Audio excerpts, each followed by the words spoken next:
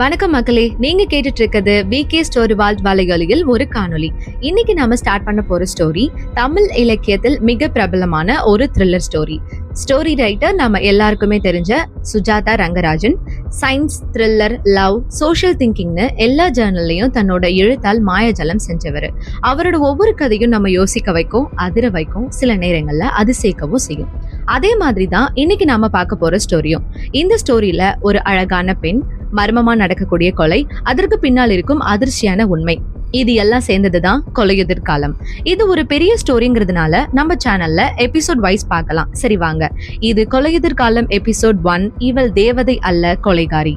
Story start பண்றதுக்கு முன்னாடி இந்த எபிசோட்ஸ்ல வரப்போற முக்கியமான கேரக்டர்ஸ் நேம்ஸ்லாம் பார்த்துடலாம்.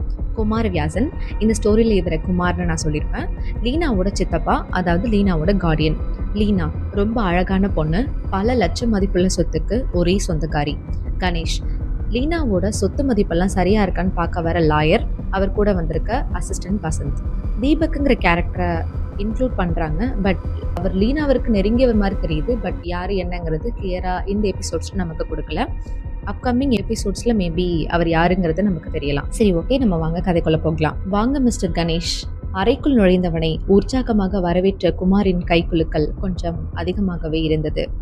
இது வசந்த் என்றான் Ganesh. How do you do mister Vasanth என்றார் குமார். வசந்த் சிரித்தபடி வேற லெவல் தான் சார் என்றான். கணேஷ் அமைதியாக குமாரை கவனித்தான். மத்திய வயது, ஆனால் இளம் தோற்றம், அலங்காரம் அதிகம், ஒரு விதமான அசாதாரணம். வசந்த் சிரித்து கொண்டே, உங்க முழு பேரே குமாரவியாசன் தானா சார் என்றார். அதற்கு குமார் ஆமாம், ஏன் என்றார். வசந்த் அதற்கு காளிதாசன் கதை மாதிரி இருக்கேன்னு தான் சார் கேட்டேன் என்றான். அதை சற்றும் கவனிக்காமல் குமார் திடீரென ஒரு கேள்வி கேட்டார். உங்களுக்கு பிசாசு நம்பிக்கை இருக்கா? கணேஷ், இந்த காலத்துல அரசியல்வாதிகளை தவிர எதையும் நம்பல சார் என்றார். அந்த பதில் சிரிப்பை கொடுத்தாலும் அந்த அறையில் ஒரு விதமான அசௌகரியம் உருவானது. அந்த நேரத்தில் அறைக்கதவு திறந்தது. ஒரு பெண் உள்ளே வந்தாள். அவளை பார்த்து கணேஷ் ஒரு நொடி பேசவே முடியவில்லை. அழகு, அழகு என்றால் அது சாதாரணமானதல்ல, ஒரு குறையும் இல்லாத அழகு. அவள் கணேஷிடம், வணக்கம், நீங்க தானே கணேஷ் என்றாள். அவள் பெயர் லீனா. அவள் சிரிப்பு ஒரு குழந்தை போல, ஆனால் அந்த சிரிப்புக்குள் ஏதோ ஒன்று மறைந்து இருந்தது என்பதை உணர்ந்தான் கணேஷ்.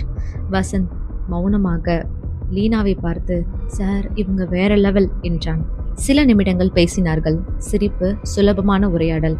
ஆனால் அவள் வெளியேறியதும் குமார் கதவை மூடி மீண்டும் கணேஷை பார்த்தார். மிஸ்டர் கணேஷ், அவளை பார்த்தீங்களா? கணேஷ், ஆமாம் சார் பார்த்தேன். அவளை ஒரு வார்த்தையில் விவரிக்க முடியுமா என்றார் குமார். அதற்கு கணேஷ் தேவதை என்றான். வசந்தோ நடமாடும் ஏஞ்சல் என்றான். அந்த வார்த்தையை கேட்டதும் குமார் சிரித்தார். ஆனால் அடுத்த நொடி அவர் சொன்னது இருவரையும் அதிர்ச்சியில் உள்ளாக்கியது. அந்த தேவதை ஒரு கொலை செஞ்சிருக்கான்னு சொன்னா நம்புவீங்களா என்றார்.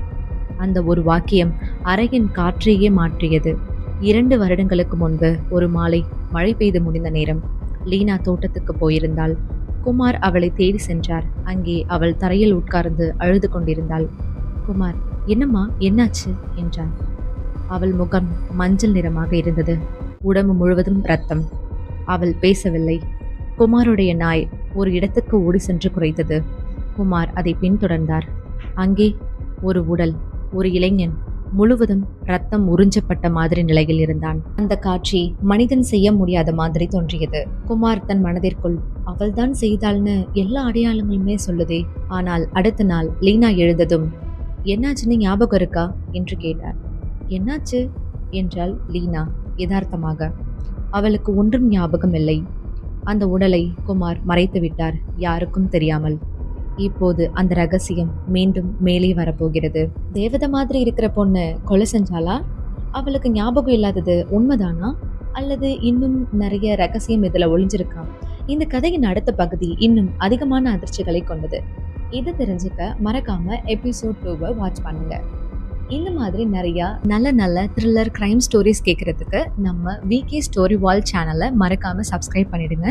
உங்களுக்கு தோன்றிய நிறை குறைகளை கமெண்ட்ஸ்ல கண்டிப்பா சொல்லுங்க. நிறைகளை விடுத்து குறைகளை குறைச்சிக்க கண்டிப்பா முயற்சி பண்றேன். நன்றி.